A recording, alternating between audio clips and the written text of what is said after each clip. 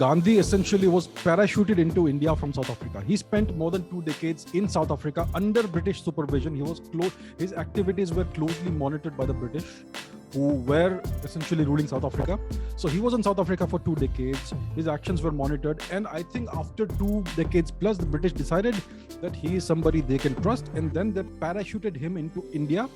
And strangely, he became an overnight superstar in India the moment he arrived here, especially in the Congress Party. Now, we know that the Congress Party was a tool of the British. It was created by this individual called Alan Hume, who was a British person. So this Congress Party was a political tool created by the British to shepherd India's aspirations in a way that is acceptable and beneficial to the British.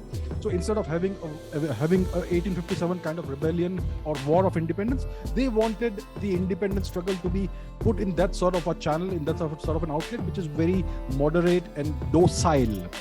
So the Congress Party was the creation of the British, and Gandhi was parachuted into India. He was placed within the Congress Party, and because the British wanted him to take over the so-called Indian freedom struggle, they catapulted him to the position of a great superstar, because all the Congress leaders were all British educated Anglophile people, with very few exceptions, and Gandhi was one of those.